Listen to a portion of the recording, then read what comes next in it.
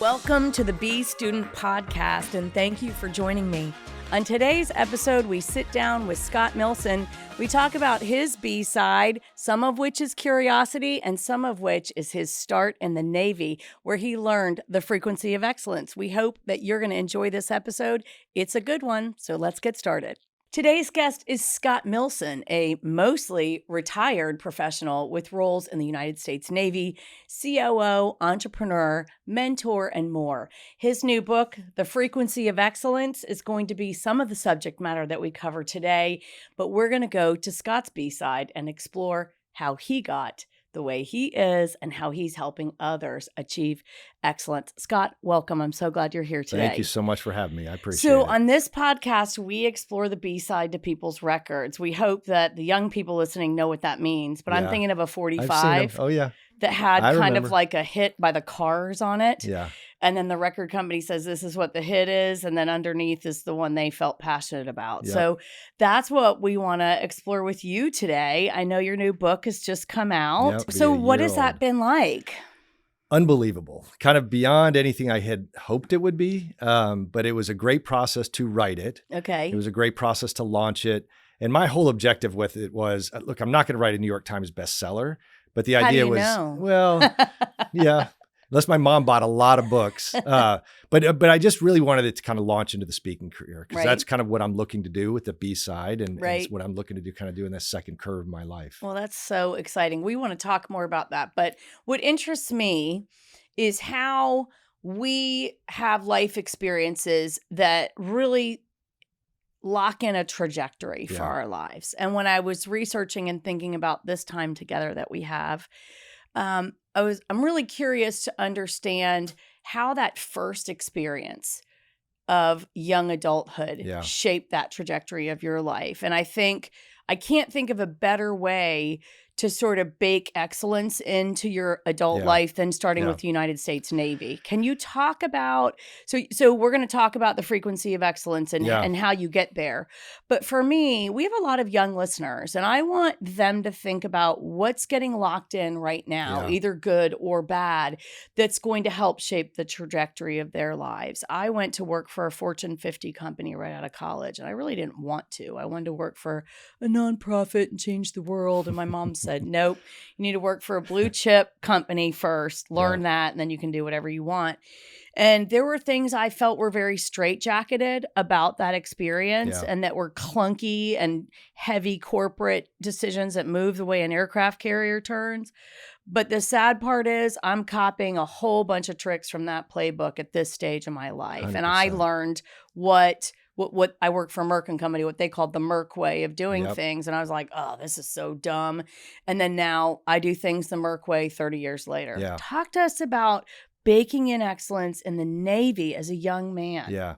So I would love to say that it was strategic. Like I joined the Navy so I could learn these things, et cetera.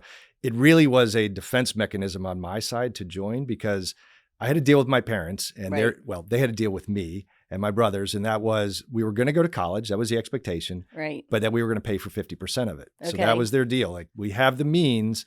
Right. But my dad you guys get to be the first investor. Exactly. He was like, look, I know if it's your dollar, you're going to be paying a little bit more attention. You're going to probably take us a little bit. Right. Hard, and I went to the University of Florida as you did. And it wasn't quite as expensive as it is today. So it's a little bit different. But I got about midway through my freshman year and I realized I wasn't going to have enough money.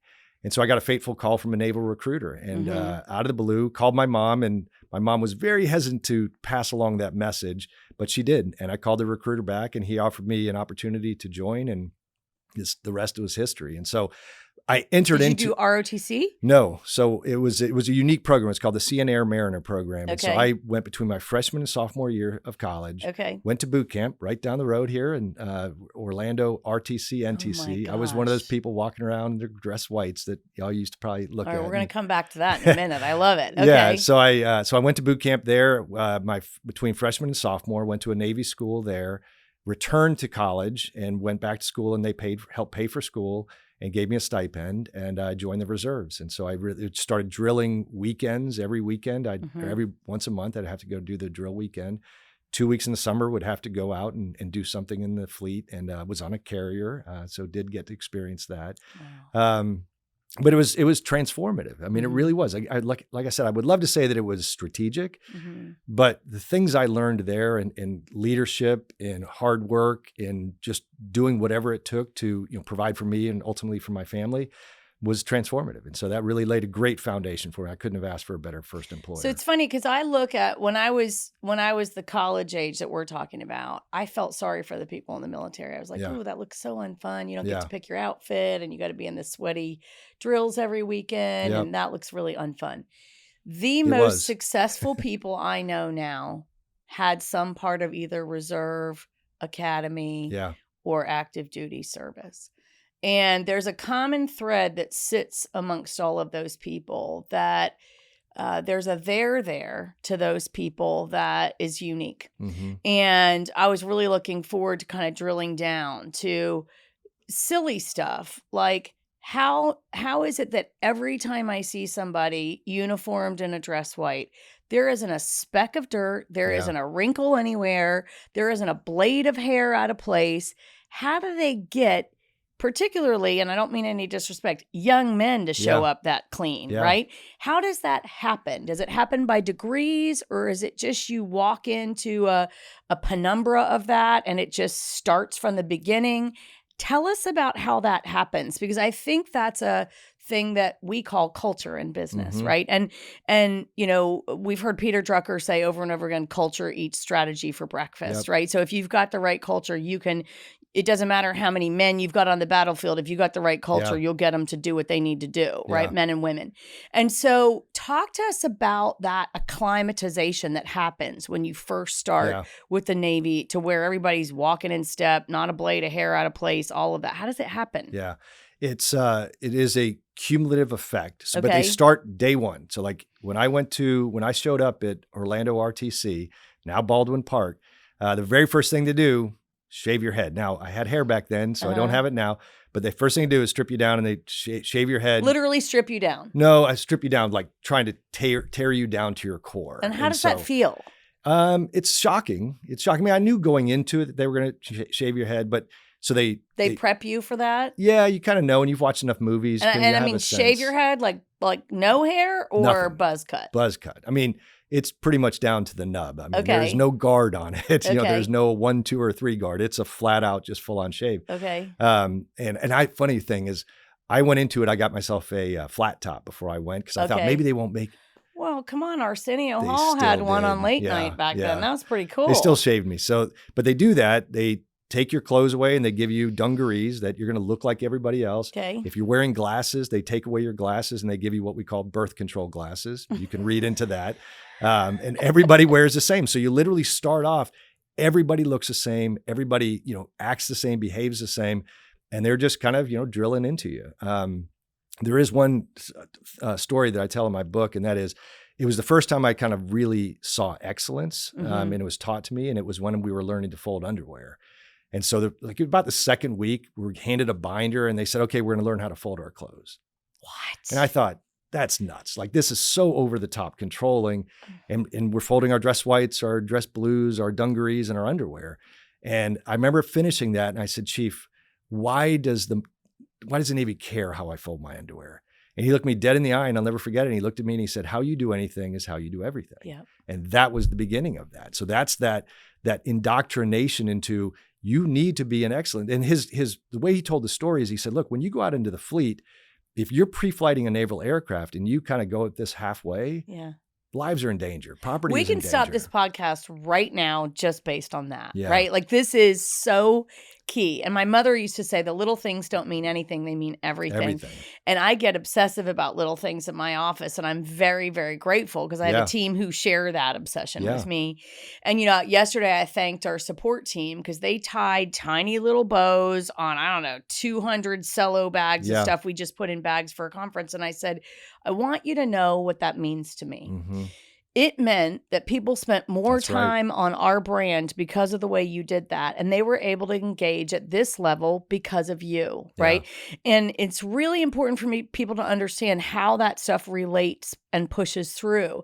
So the takeaway, the reason why I said we could stop this podcast right now is focus on doing the little things right. I think we're in a period where, everybody's on ChatGPT cutting corners and Yeah. we're just getting things done quick. And the reality, we've all heard ChatGPT hallucinate. So we've actually got to have more care and Yeah. attention to the little things than ever. So that's a really interesting takeaway. So how did that land for you at Yeah. that moment? Was it like a gut punch, or No, did you say like, come on, you guys? I'm 18 years old, so I don't even, Right. I remember looking at him and I go, Chief, I don't know what that really means. Like, explain that to me, right? He started explaining that. He said, look, you're going to go out into the fleet. You have to be excellent at what you do. Because if you don't, that $10 million aircraft that you're about to set in that has a husband in it, that has a father up in it, that thing or mother. Thank you. And that thing could go down. And he said, if you miss something or you skip a step or you think, I've got a 50-point checklist and 45 is kind of dumb, I'm just going to skip that. I don't need to do that. Or I've seen that 1,000 times. I don't need it. You're putting lives at risk. And so it was really, that hit me. So that moment, it's crystallized my mind. I love stories. I like to be a storyteller. And that story is just encoded in my brain like it happened yesterday. And how lucky that you are and that's what I mean about the people who've done military service. They got this supersized leadership culture training by, let's face it, the biggest business in the entire world is the United States Department of Defense, right? And love it or hate it, it's the biggest business in the entire world. And they are getting some things right, because I'm not speaking German today, for example. And, there's some things that we're doing right and that are enduring and that are, I think, legacy culture moments that speak across generations. 100%. Obviously, technology is changing the way we deliver military services and much else. But I think that's one of those fundamental things. So for me, it was, and I hated it. I don't know if you, like you as an 18-year-old man, as for me as a 21-year-old woman, I was like, this is so dumb. So dumb. Right. And if you are in that age cohort right now, you might be saying, this is so dumb that you're talking about on this podcast. But we're people that are reasonably successful. We won't mention our ages, but we've been able to raise families, educate them, care and provide for them on the basis of learning that excellence. Like, I remember people used to say, oh, we're, this is the Merck way. And I was just like, oh, come on, but actually I used to get headhunted. And these recruiters would call me and say, oh, this company wants to offer you 2x to come work for it. I was like, it's a biotech startup and there's no focus on science there the way the Merck way does it, which is completely focused on science. It's science first, marketing second. And these other companies were marketing first, science second, right? Yeah. And I was like, I can't do it. So I drank the Kool-Aid without even meaning to or wanting to, quite frankly. And it served me incredibly well in my career. Tell us about other. So I really feel like that's kind of the B-side to your record, is that's always sat there. How did you then leverage it as a business leader, as a father? How do you tell that story? How do you imbue that into a team that you're leading and motivating? Yeah, it just kind of became part of who I was. And that's kind of the makeup of my entire career has been the little things that I saw happen or the little lessons that were taught to me.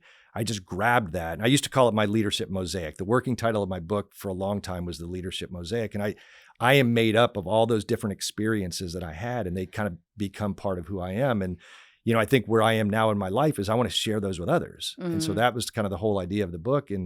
But it was, and my kids got tired of me saying, how you do anything is how you do everything, right? They're going out to mow the lawn. I'm like, hey, before you head out, how you do anything is how you do everything.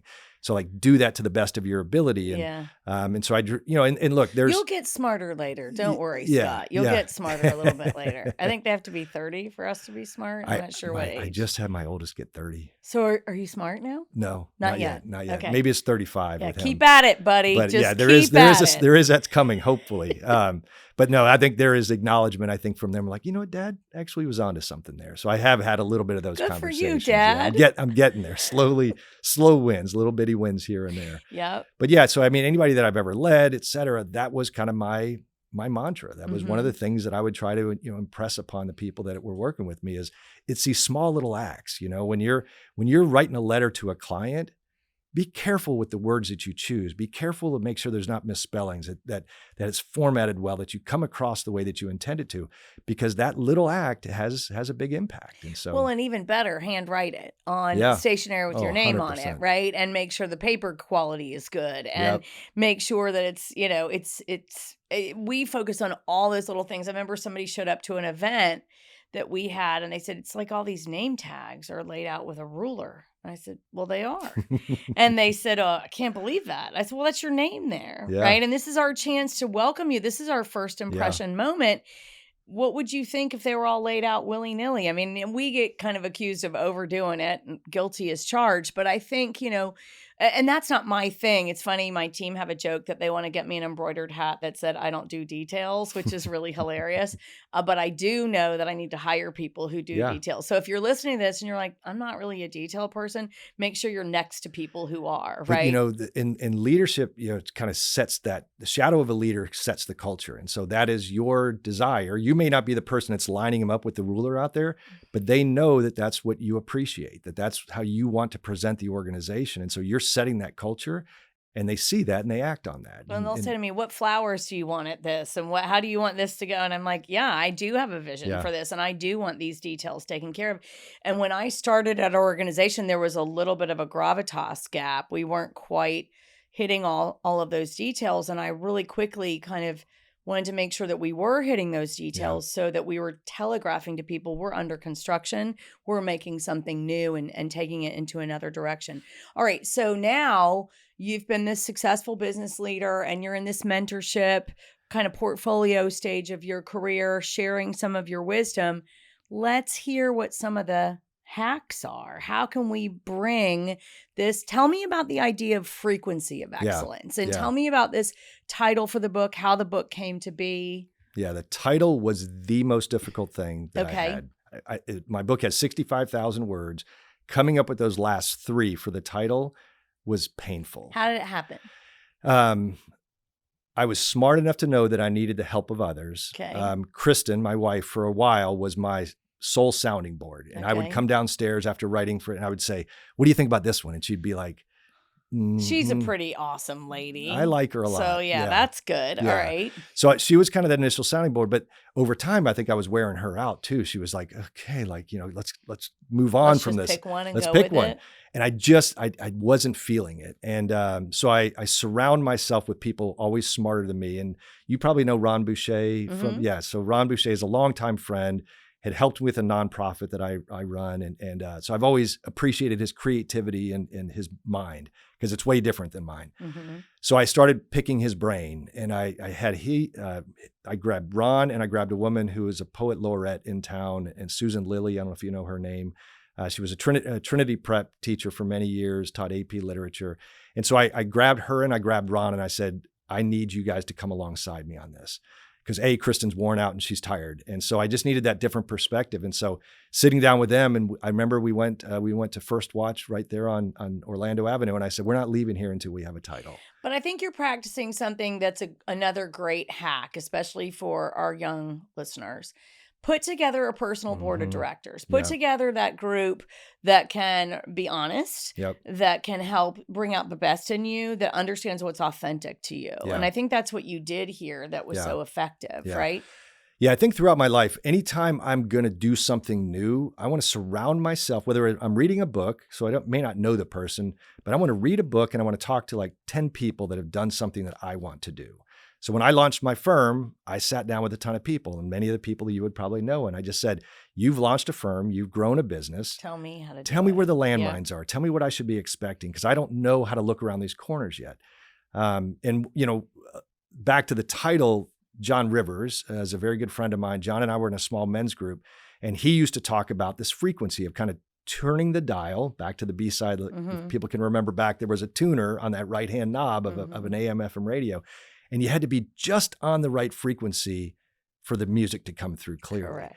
And the conversation that he and I would have is excellence is a lot like that. That excellence is out there. Our ability to learn and grow as people, it's out there at every single moment. You've had 10 different opportunities to learn today, but if you're not dialed into the right frequency, it's missed. You're just sitting on static, right? So back when Rock 104. Like if I was trying to hit Rock 104, you 103.6. And we were, let's face it, Rock 104 right, it was great. Cool. Still is probably. But if you get to 103.5, you're not there. If you get to 103.9, it's not there. But when you dial it back and you get into 103.7, boom, it would just come streaming through. And so I think now excellence is a lot like that. Now we're just folding our clothes willy-nilly and not the Navy way. Exactly. I'd actually like you to teach me how to fold my clothes the right way. I forgot. This is amazing. Yeah. You forgot.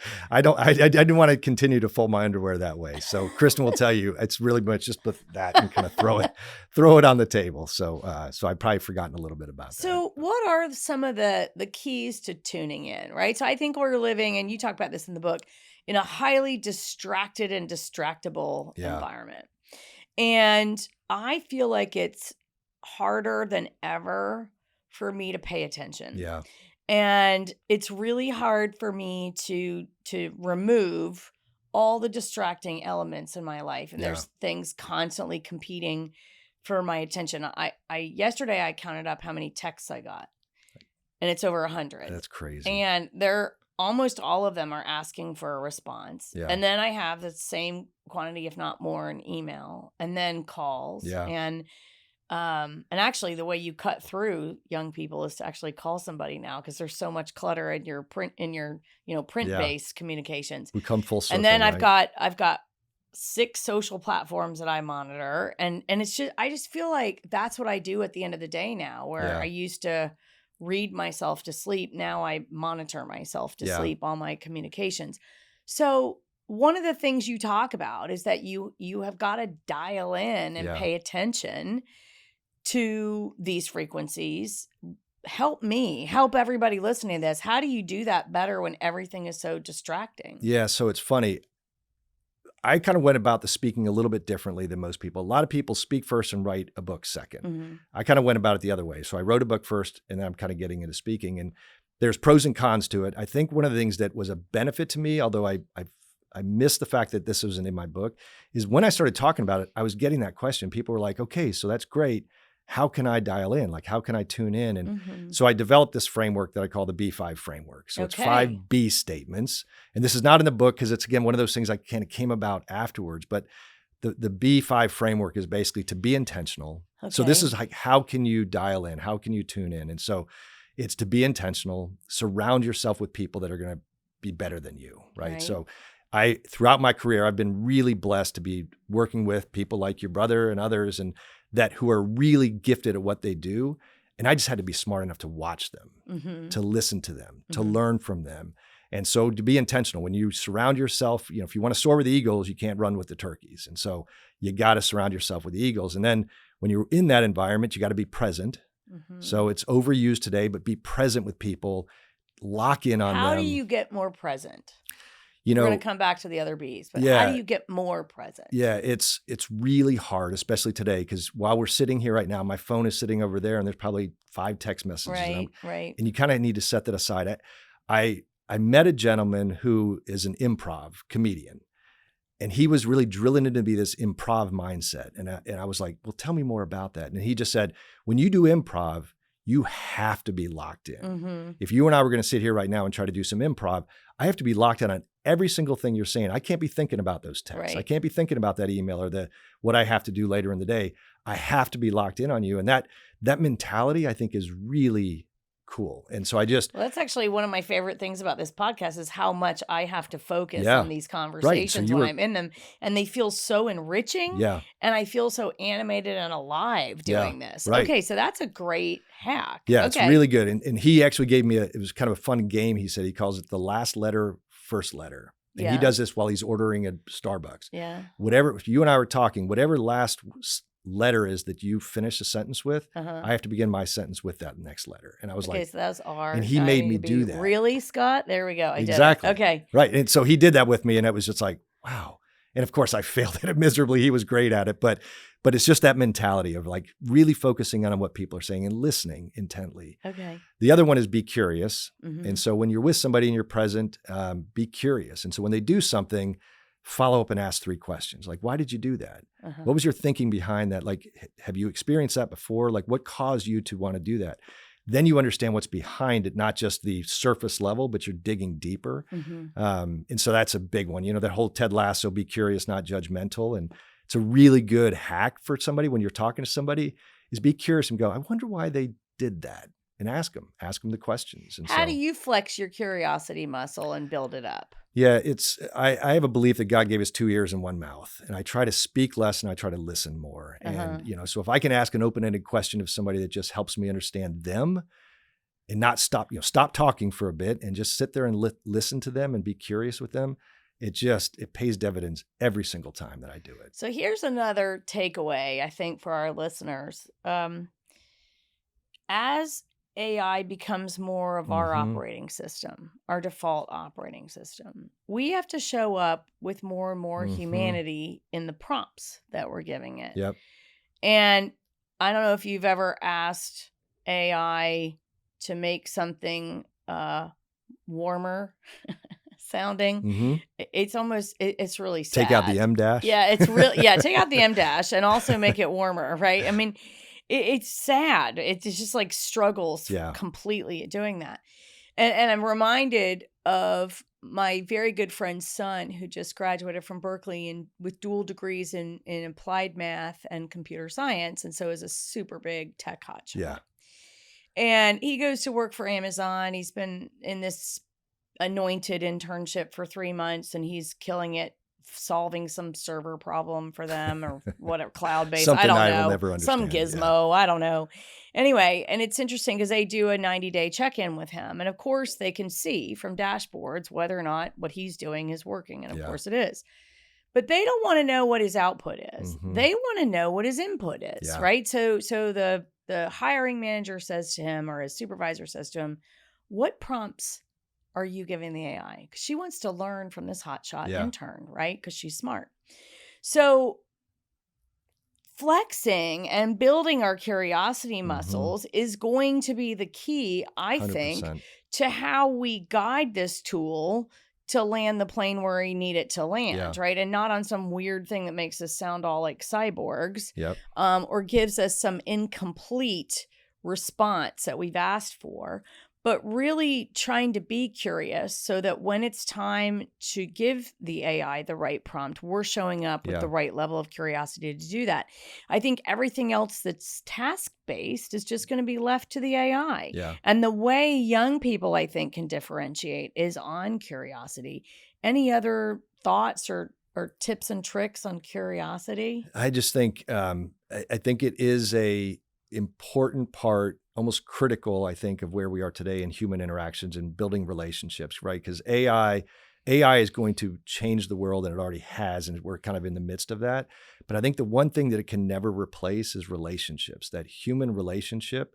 And I'm going to sound like an old man when I say that, but I think the human relationship is something that I think is really important. And how you build that is you get to know people, and you're curious with them, and you want to know more about them and what makes them tick, et cetera. And so I think leaning in on that relationship side, I think, is really important. And we know that people don't want to do business with companies. They want to do business with 100%. People. And that's where recurring business comes from, is those relationships. We also know that people have spent too much time on their devices and that they struggle with eye contact. They struggle with body language. They struggle with presence. We're hearing more and more that this cohort of young people are struggling sometimes in the workplace with hygiene. Yeah. Can you imagine how a Navy person would react to that? It doesn't go so well. Right. Yeah. It doesn't go so well. And so I think there's a gap. Yeah. And that gap really can get filled with your 5 Bs pretty carefully. And so we want people to check out your book, Frequency of Excellence, to get there. But also maybe take some hacks from the early stages of your life where you started on that trajectory of really cherishing excellence. We all want to be good at something, but that difference of that 1%er from good to great is staying tuned in all the time. What else can we take away from your experience that you want to share with people before we wrap up today? You just said a really important word, which is cherish. I do think, so after the Navy, my very first professional job was with a company called Hewitt Associates. And it was, I was so fortunate to even get an interview with them, let alone an offer. Coming out of school, everybody really wanted to get an interview with Hewitt because it was this culture-driven, high-powered consultancy along the lines of kind of Bain and KPMG and Anderson Consulting back when that was a thing. And so the fact that I got a job there, I cherished that. It truly was the foundation of anything I am today as a human, as a leader, as a salesperson, as a consultant, or whatever came from that. And it was because I cherished it. Every interaction I had with somebody, they were exceptional. Like literally, I've been around the best salespeople I've ever been around in that organization, the best consultants I've ever been around in that organization. And all I had to do is sit back, watch and listen and learn. And I did. So I just literally I was in a daily master's class and just watching what they were doing and taking that. And I cherished every single moment that I was in that organization. But that was curiosity fueled too, wasn't it? Because you were curious about how they got that way. So we know there's a lot of gaps that exist around selling skills and the preparedness of newer cohorts into the job market. Is your top tip pay attention to great salespeople and take them to coffee and learn from them? Or do you have any other tips about how to be great in sales? Everything you said there, but I would replace salesperson with just person. Okay. Right? Find somebody that you aspire to be like, whether that's sales, whether that's communication, whether that's client relationships, marketing, whatever it is. Find somebody that does something exceptionally well and go after that. Like spend time. Be curious as hell with them and just lean in on that and just understand why did they do something a certain way or what was their thought process behind something, and just take that opportunity to be around them and absorb it, And, for our young listeners, it's hard for us to navigate across, we have 5 generations at work now to some degrees, 5. And there's a lack of understanding that's going on between many of them. And one of the things we're focused on this podcast is how to navigate across those lines. And when I think about a tip that you just kind of alluded to, it's for maybe young people to just ask someone older, how do you do that? How did you get this way? I didn't know you were in the Navy until I started researching your book. I mean, of course you ended up like this, having started out of the Navy, but I never knew that. So I remember being in my 20s and working for Merck, and there was this mean old coot that worked in my same business unit. And he was the top Mevacor salesperson in the whole region. Mevacor predated Zocor and Lipitor. It was the first statin on the market. And he was the very top one. I'm like, how do you end up as the top salesperson being so mean? You're just a crusty old man. I don't get it. And I just hated it. Every single quarterly sales meeting, good old Bob Clark would be at the top of that list, and I was like, I've had it. I'm going to go ask Bob how he does it. There you go. Curious. And so I went to Bob. I felt like he was kind of a tough nut, and I'm like, I don't feel like I have a kinship with you, but I'm going to, at a conference, ask you if you'll have a coffee with me. So I sat down with him. I said, Bob, how do you do it? How do you differentiate this? And how do you become the regional salesperson this every quarter? He goes, well, Betsy, you only got one liver. I said, what are you talking about? And I said, what are you talking about? And he said, there were other drugs on the market that had a slightly higher incidence of elevated liver function enzyme tests, right? Wow. There's nothing wrong with these livers, but one of the things we were tracking in the newness of these drugs was how they were going to metabolize through the liver and affect the liver.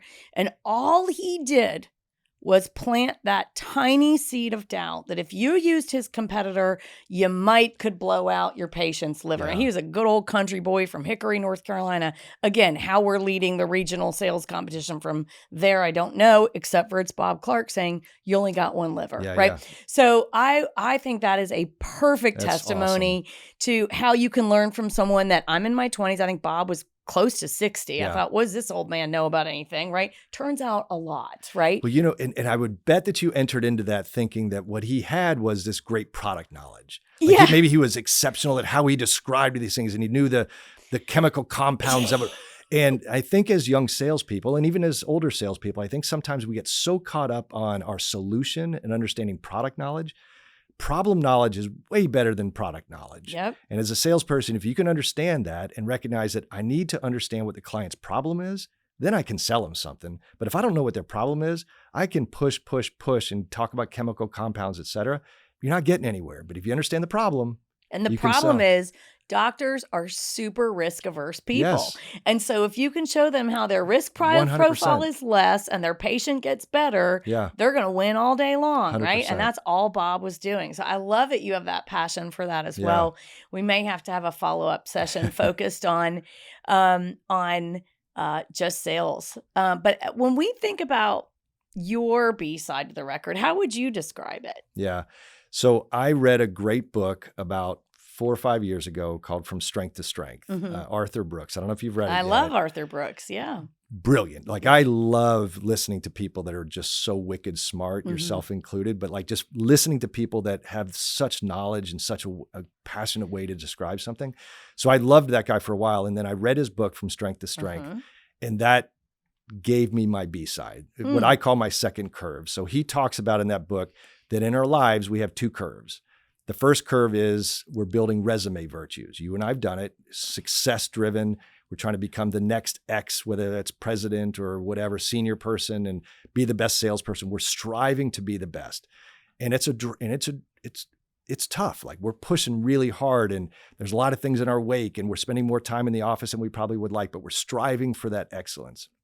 So you're building your resume. He said, if you don't have a second curve, that first curve, because the decline sets it's coming. In. Yeah. It's coming, whether it's a loss of intelligence, creativity, drive, motivation, whatever it is, it will decline. Yeah. And he said, it is a natural fact. It is a proven scientific fact. You will lose it. And the whole book came about, I'll give you a little bit, and I'm not giving anything away here because it's in the first couple of pages of the book. He says that how this came about and all of his research was he was on a plane going from LA to DC, and he hears this conversation between a husband and a wife behind him, and he can tell that they're elderly based on how they're speaking. And he's saying things like, I just don't know if I've made a difference. I might be better off dead. Like, I just don't think where I am in life. And he's getting saddened by this. Arthur Brooks is sitting in a chair listening to this saying, this is sad. And she's patting him on the leg saying, no, honey, you've made a difference. People know you, people love you. And so he said, I can't wait. He said, I hated that it was eavesdropping, but they were talking loudly. So I wasn't really violating any privacy laws. And he said he stood up as soon as they got to DC and he turned around expecting to just see somebody he wouldn't know. He said it's one of the most well-known people that he'd ever known, wealth beyond any we could all imagine. And here this guy is saying, I didn't think I made a difference. He didn't have a second curve.